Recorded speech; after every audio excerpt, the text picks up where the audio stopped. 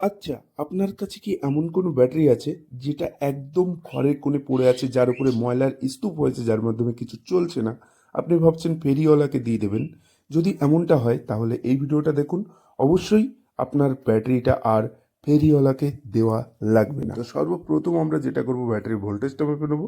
তো ব্যাটারির ভোল্টেজটা এখানে মাপার সঙ্গে সঙ্গে আপনারা দেখতে পাচ্ছেন 0.88 ভোল্টেজ এটাতে শো করছে, এবং কোনো রকম স্পার্ক কিন্তু এর মাধ্যমে হচ্ছে না। মানে ব্যাটারিতে না কোনো অ্যাম্পিয়ার আছে, না কোনো ভোল্টেজ আছে। তো সর্বপ্রথম আমরা কি করব, যে ব্যাটারিটা যেহেতু অনেক ময়লায় ভরে আছে স্তূপে, তো আমরা সর্বপ্রথম এর যে টার্মিনালগুলো আছে যার ভেতরে জল থাকে, তো এই টার্মিনালগুলো খুলে নেব, যে এর ভেতরে জল আছে কিনা চেক করে নেব, এবং এর যে মুখ টার্মিনালগুলো আছে সেগুলোকে পরিষ্কার করে নেব। তো এর ভেতরে আমরা দেখলাম যে প্রত্যেকটা টার্মিনালে কিন্তু জল আছে।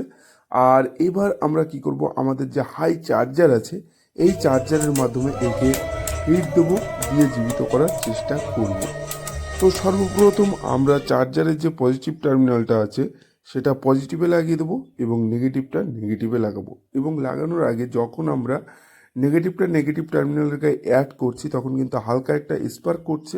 তার মানে ব্যাটারি কিন্তু অ্যাম্পিয়ার নিচ্ছে, চার্জ নেওয়ার অবস্থায় যাচ্ছে।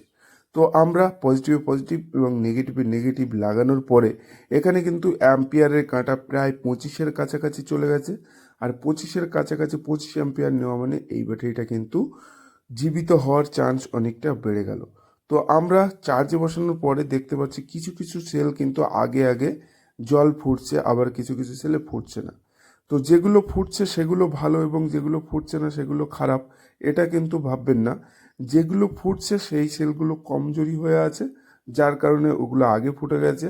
আর যেগুলো ফুটছে না ওই সেলগুলো একটু হেলথ ভালো আছে, যার কারণে ওগুলো ফুটছে না।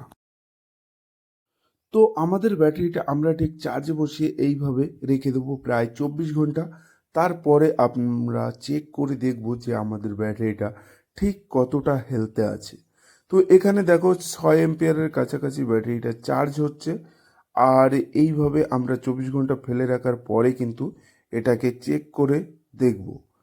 তো এখানে ব্যাটারির জলে কিন্তু হালকা হালকা নড়ন চড়ন চলে এসছে। আমরা প্রায় 24 ঘন্টা পরে এটাকে দেখছি, এর ভেতরে কিন্তু হালকা হালকা জলের হালচাল দেখা যাচ্ছে প্রত্যেকটা সেলে। তার মানে আমাদের ব্যাটারির প্রত্যেকটা সেল কিন্তু হিট হয়েছে। আর এইবার আপনারা দেখতে পাচ্ছেন অ্যাম্পিয়ারের কাঁটাটা কিন্তু অনেক নিচে নেমে এসছে। তার মানে ব্যাটারি চার্জ নিয়ে নিয়েছে বলে মনে হচ্ছে। তো এবার আমরা টেস্ট করে দেখব। তো টেস্ট করার জন্য এখানে আমাদের আছে মাল্টিমিটার।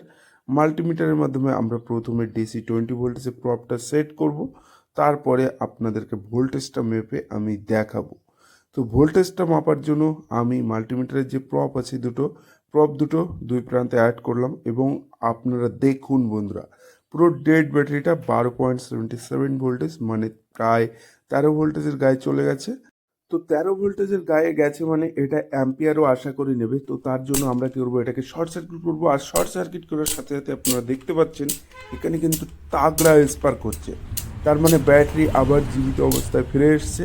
তো বন্ধুরা, এইভাবে আপনারা আপনাদের ঘরের ডেড ব্যাটারি একদম ঠিক